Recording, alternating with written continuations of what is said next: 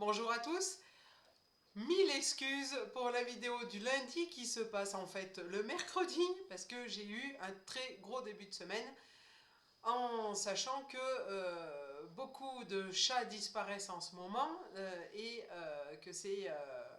que j'ai des personnes qui m'ont contacté pour retrouver les leurs. Il se trouve que c'est pas forcément, on va dire, voulu. C'est pas forcément.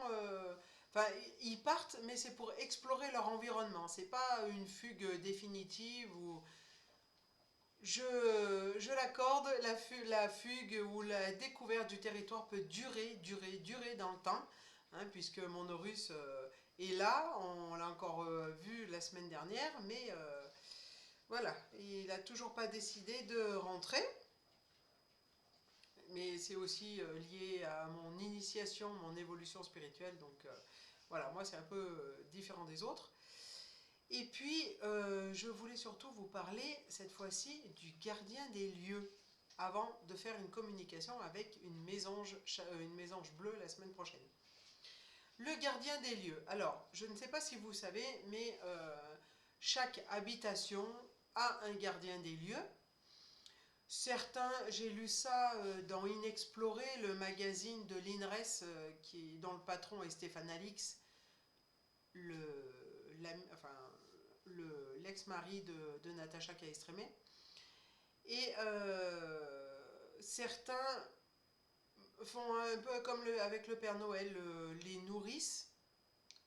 Bon, voilà, moi je demande quand je pars pour un rendez-vous professionnel ou autre, je demande au gardien des lieux de prendre soin de mes animaux jusqu'à mon retour. Ça marche. Bon, je vous dis pas que ça évite les bêtises, mais on va dire que ça les limite. Et voilà, c'est pour vous. Et quand je fais des fumigations, enfin des nettoyages énergétiques, je demande au gardien des lieux son autorisation et puis surtout sa protection et son aide pour m'aider à ce que la fumigation se déroule bien. Et ensuite, je mets une coque de protection sur l'habitat pour éviter les désagréments qui peuvent être liés à un nettoyage des murs. Ce gardien des lieux est là, il est là depuis la construction du bâtiment. Il va y rester jusqu'à sa destruction, si destruction il y a, et c'est un peu un protecteur de l'habitat. Voilà. Comme en Feng Shui, on a les 4 animaux symboliques qui sont à l'extérieur de l'habitat, et bien lui, il est à l'intérieur. Et puis, eh bien, il est là. Quand on a besoin de son aide, on peut lui la demander. Et pour ça, je vous laisse aller voir les vidéos de Natacha Calestrémé sur le sujet, ou de retourner dans son livre avec le protocole pour rentrer en contact avec le gardien des lieux. Et puis, voilà, il faut bien savoir que ce gardien des lieux est là pour pour nous protéger en fait, hein. Il protège l'habitat, mais aussi c'est les personnes et animaux qui sont dedans. Il y a une chose qui m'interpelle quand même, c'est que je me demande si le gardien des lieux, puisque si le gardien des lieux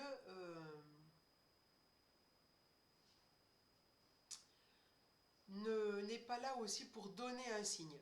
Je m'explique. Alors, je fais une parenthèse, vous avez des entités qui sont dans les maisons. Parfois, elles se manifestent pour pouvoir trouver un passeur d'âme et qui va leur faire rejoindre la lumière. C'est ce qui s'est passé à Bourdoisan avec les âmes que j'ai fait partir il y a une semaine. Mais il y en a d'autres, hein, puisque j'ai discuté avec une de mes collègues,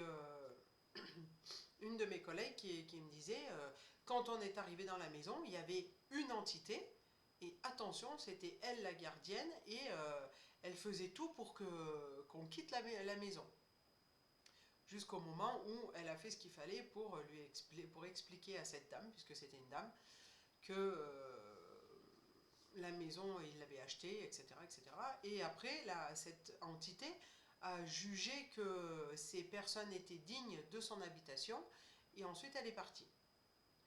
Certaines maisons ont une entité qui a décidé de rester, coûte que coûte. Et alors, coûte que coûte, je me pose des questions là-dessus parce que je pense que l'entité est là pour choisir les bonnes personnes qui vont pouvoir habiter sa maison ou son appartement. Je pense que ça serait comme une sorte de test, en fait. Si tu résistes aux livres que je fais tomber, au calendrier que je fais bouger, aux bougies que j'allume, à la télé que j'éteins, potentiellement, tu peux être le bon candidat pour cette maison. Et en fait, cette maison va nous faire travailler, hein, puisque c'est pareil, si on fait une expertise Feng Shui sur l'habitat, des problématiques vont ressortir et on va se dire, bah ouais, voilà. Donc en fait, on rentre dans une maison avec une entité qui nous fait travailler, et puis ensuite, avec l'expertise, et ben, ça va confirmer ou pas cette histoire. Bon, je referme cette parenthèse pour vous dire que oui, le gardien des lieux, il est là, il est là depuis la construction du bâtiment et il y restera éternellement. C'est pas une personne, c'est pas comment dire, quelqu'un enfin un esprit qui nous veut du mal. Au contraire, il est là pour protéger les habitants et sa maison ou son appartement.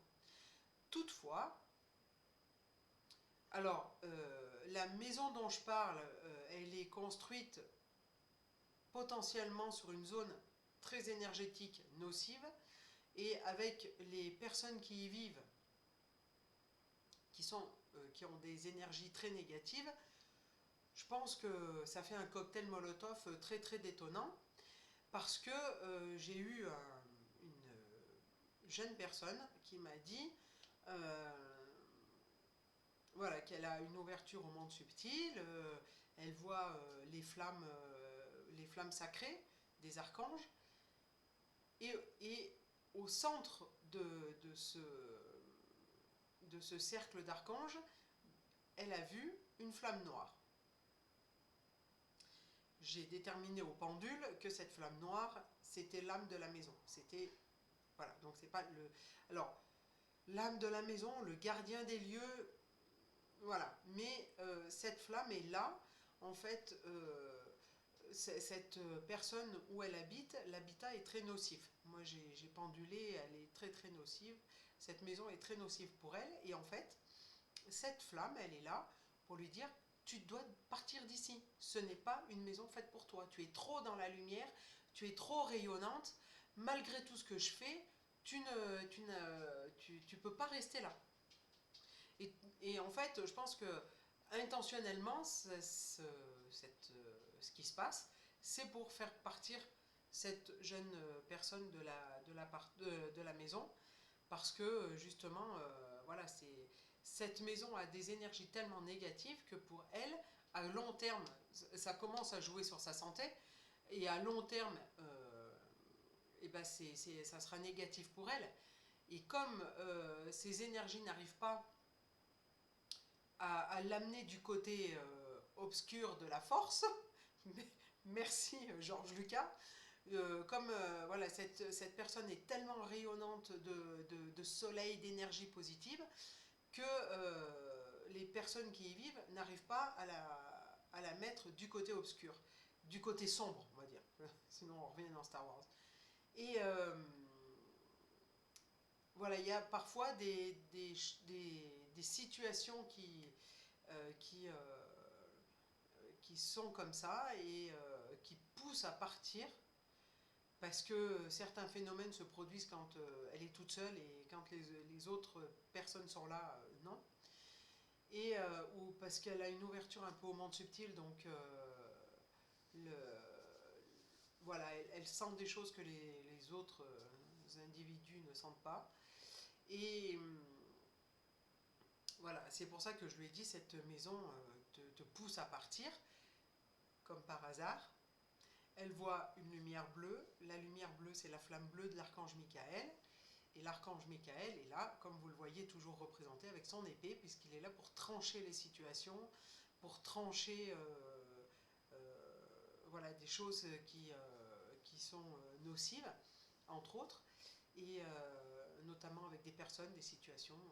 Et je lui ai dit, eh bien, si tu vois la flamme bleue, c'est qu'il est là pour que tu lui demandes de l'aide et demande-lui de couper, de trancher, de prendre son épée, de trancher les liens avec cette habitation. Ce qui a été fait, à suivre pour la suite. Je vous souhaite une très belle semaine. Si vous avez aimé, likez, partagez sur tous les réseaux et surtout abonnez-vous à ma chaîne. Et je vous dis à très bientôt. Si vous souhaitez un nettoyage énergétique de l'habitat, une communication animale ou une expertise de Feng Shui de votre habitat, ou les trois à la fois, je vous laisse me contacter au 07 88 85 91 70. Je vous souhaite une très belle journée. Bye bye!